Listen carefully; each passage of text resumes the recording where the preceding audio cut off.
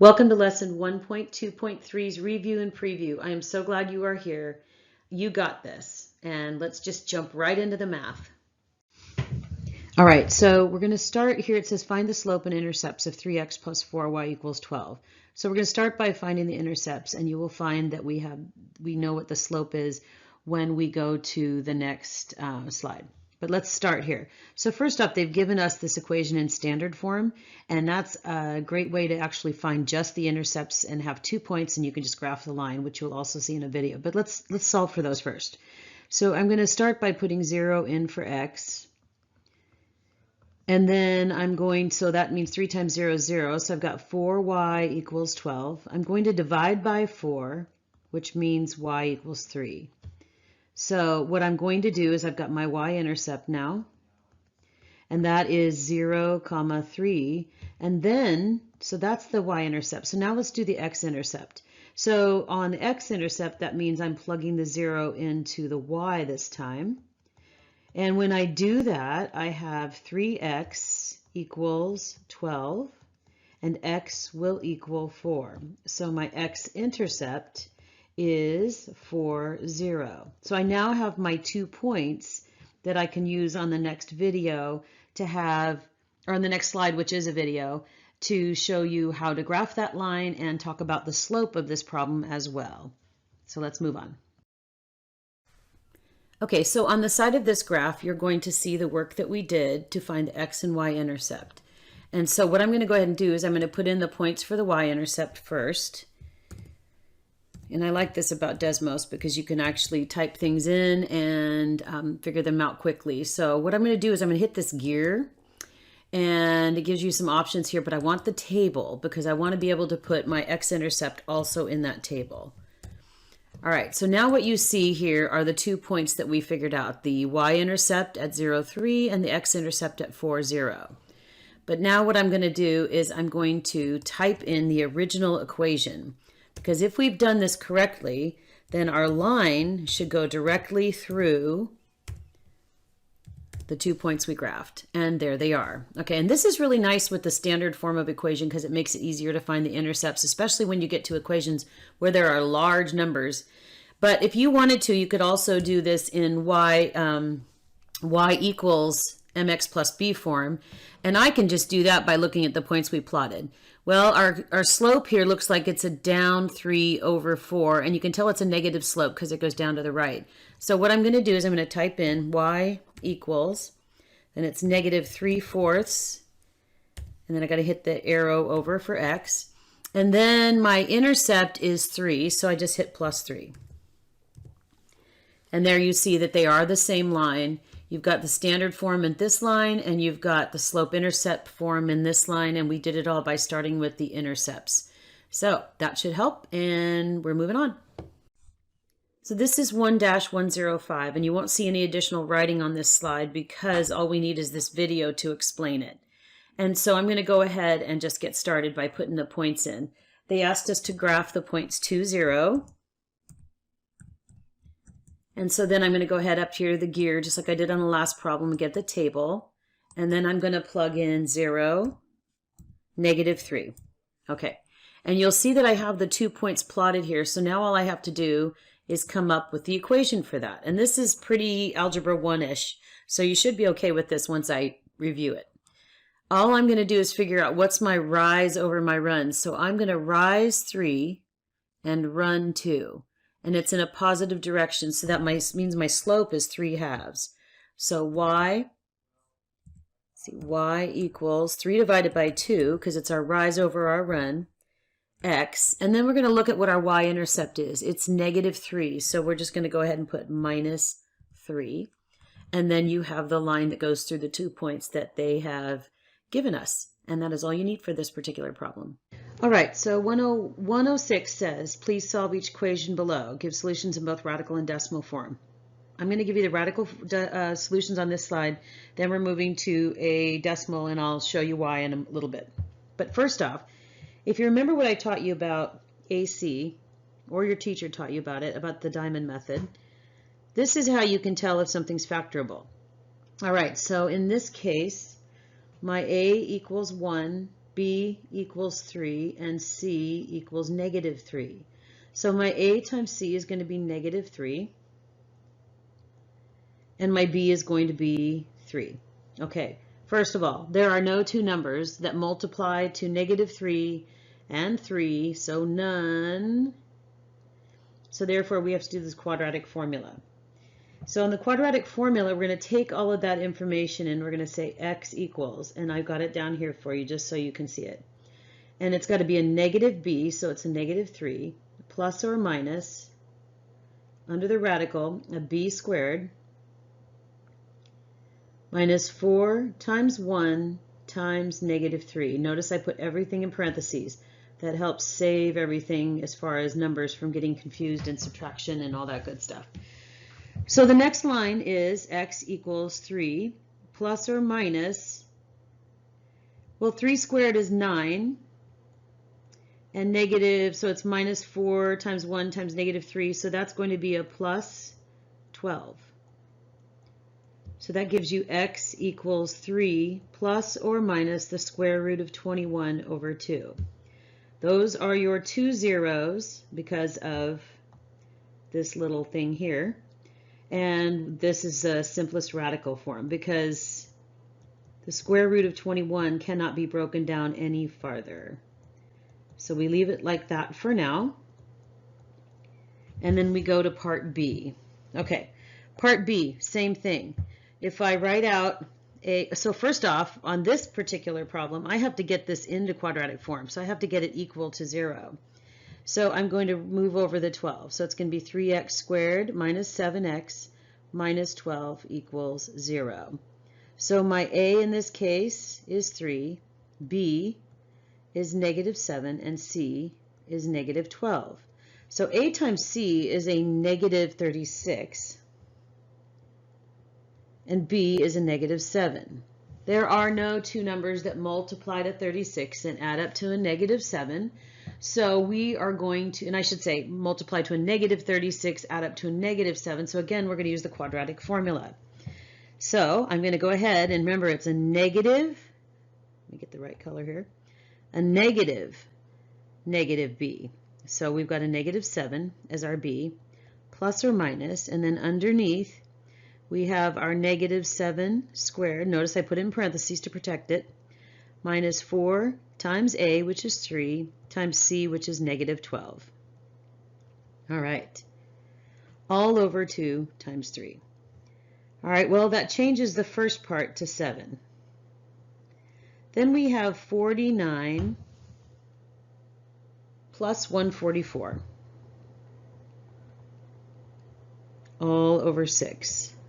And again, this is x equals, and x equals. So 7 plus or minus the square root of 193 all over 6. And that is simplest radical form. Okay? We cannot break down the square root of 193 any farther than it already is broken down. So that is all we have for our answer on that. Now we'll move to the next slide and we'll talk about how you find that decimal. So here we go. All right, so first things first on this, this whole slide will be based on this video. I wanted you to see how all of these could be entered into the TI-84. So, and some things, pieces of advice I wanted to give you. So this is the simplest radical form for each of one of our solutions for part A and B. Obviously, this is part A, this is part B. The difference here, and then also you have the decimal equivalents down here on the right. But I wanted you to be aware of what I did here so you could protect yourself against some bad answers. So notice I put parentheses around the negative 3 plus the square root of 21, and then I closed it. That way the order of operations would take place, then divide by 2 at the end. I did the same thing here with negative, and I also want to remind you, on a calculator, on a TI, you have to use the negative button down here at the bottom. You see me circling it. Okay. So negative 3 minus root 21. So you'll notice that what I did is I protected the numerator on each one of these so that it wouldn't do an order of operations error. Let me show you what happens when you have an order of operations error. We'll just do the last one.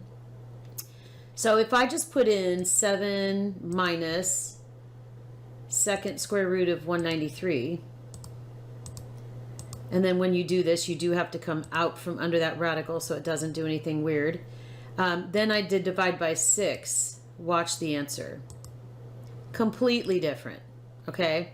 And this one, this 4.6845 whatever, is completely wrong because I need to protect, remember, order of operations, parentheses first, then exponents, then multiplication and division left to right, then addition and subtraction left to right.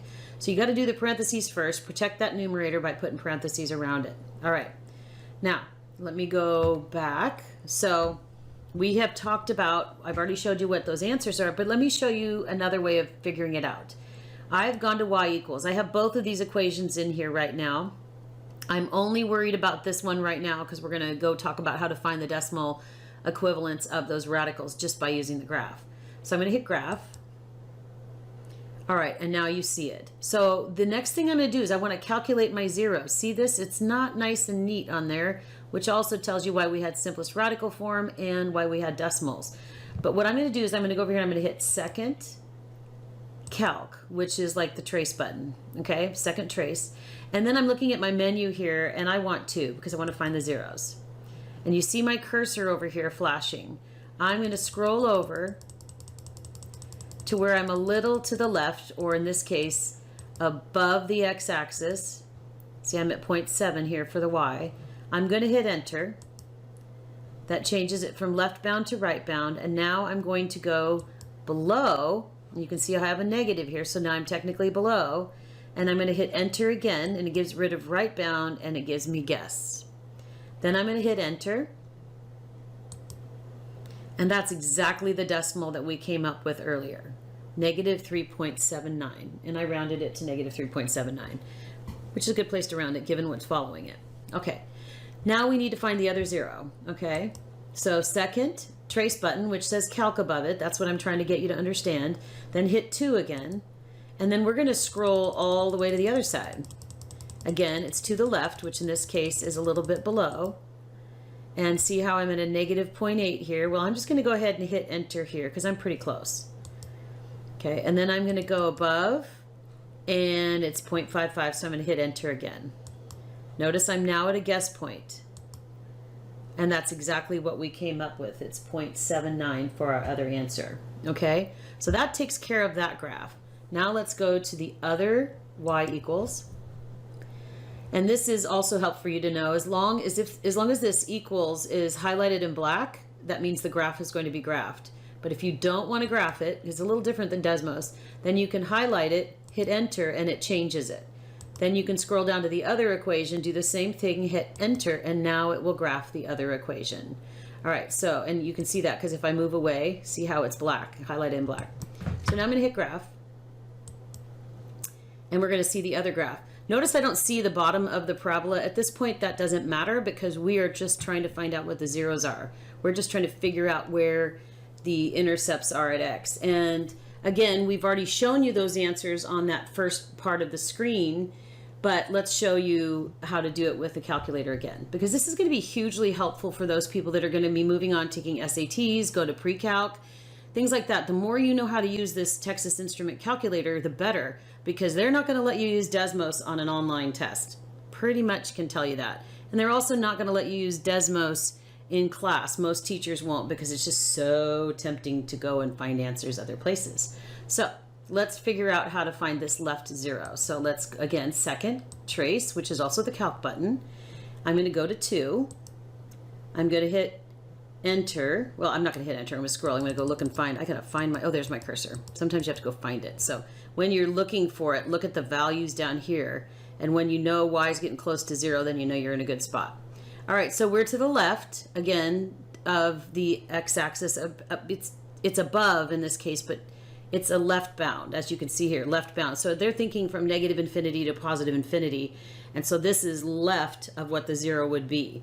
So let's hit enter. Then I'm going to scroll down, so I'm a little below the y-axis, and that takes me down to this negative 1.2, so I'm good. So I'm going to hit enter again, because right now I'm at my right bound. Once I did that, the left and right bound are taken. Now there's going to be a guess. So I hit enter one more time. And that is the correct answer because when I rounded this, it's negative 1.15. That is what I put down for my answer. Now we need to find one more zero. So second trace button, again, second calc. And you're scrolling down to 2. You don't even need to scroll. You can just hit 2. Then you can take that little cursor, and when it goes down below the screen where you can see it, just look at the Y value, and you can tell when it's starting to come back up. So it isn't yet, but it will. So here it is. Here it comes. All right. Again, it's to the left, to the left, to the left. Sorry. I have students that do that to me all the time. Let's see if I can get close. No, -2 is as close as I can get. So I'm going to hit enter. Then I'm going to hit right. Okay, good. I'm above the y-axis or the x-axis now, so I'm going to hit enter again. And it's going to give me my guess.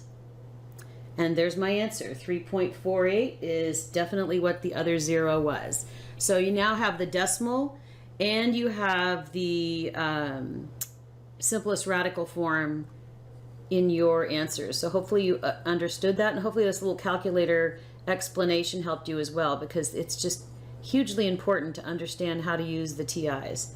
All right, let's go one more time. I'm going to go to second quit, and you can see where all our answers are that we had. This one, of course, is wrong. So we can go up and find our last one. So this is all 4 of the answers. Simplest radical and decimal. Remember, put parentheses around your numerator. And that ends this little bit of a long video, but lots of learning involved in it. Thanks. Okay, Jason loves to download music. Downloads R Us sells songs only in packages of 3, and it charges $2 for each package of 3 songs. Jason's favorite group just released their greatest hits CD, which has 17 songs. If it was the Eagles, I would totally buy it. Jason wants to buy all 17 songs from Downloads R Us. How much should Jason expect to pay? So if you look up here, this is 1 package of 3 songs. So he would pay $2. This is 2 packages of 3 songs, so he would pay $4. This is 3 packages of 3 songs, so he would pay $6. And then there's 4 packages of 3 songs, so that's 8. And 5 packages of 3, that's 10. And then 6 packages of 3, which is 12. And 7 packages of 3, which is 14. So if I take a look at the number of songs he wants 17 songs. Well, 15 is not enough, so he's going to have to pay for 18 songs. So that means Jason will pay $12. There you go. And that is it for that particular problem. All right, this particular graph asks you to make a sketch of a graph showing the relationship between the number of people on your school's campus and the time of day. This is a pretty typical high school, I would imagine, where people trickle in the first periods or so, like right through to here. But then at about this time, whatever that is, at our school it was 7:30, everybody's there. They all get there at the same time, and we're all there till at least 2 o'clock. And then from here down, everybody starts exiting the building. And then what you have left is typically kids that are after school and teachers who stay late. So I think this is actually a really good representation of the scenario of a high school. All right, moving on. All right, on 1-109, A, B, and C, they want to know what the domain and range are. And so we're just going to start with A. And on the domain, I'm looking for the lowest x value. So I'm going to go ahead, and I see that my lowest x value is at -3, and it's solid there.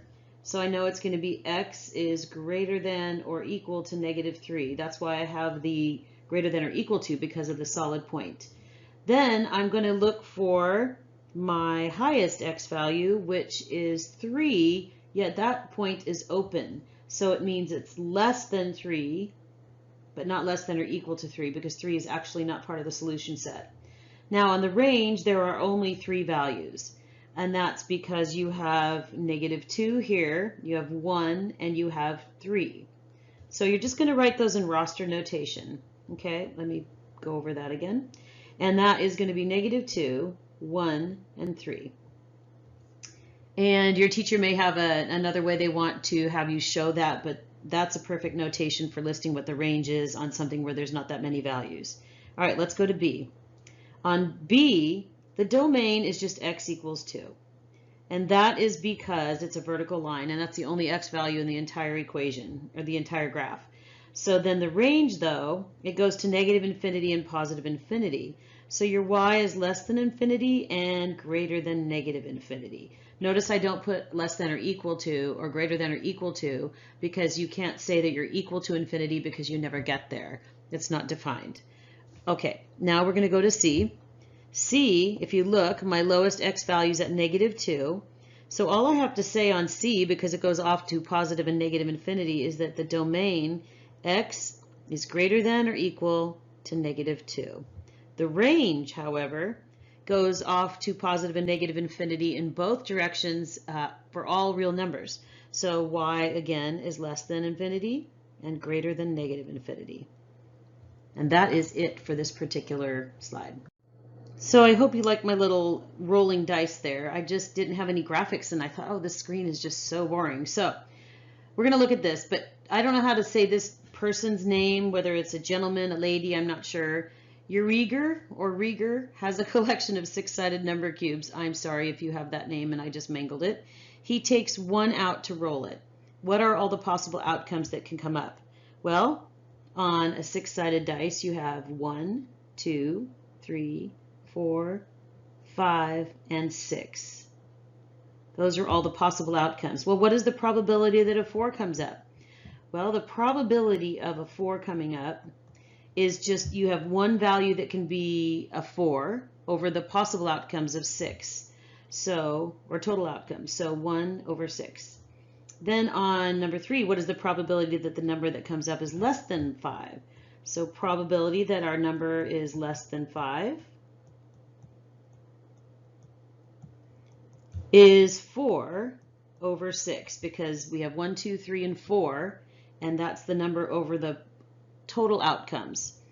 And that also reduces to 2/3. Okay, that ends our review and preview problems. So thank you so much.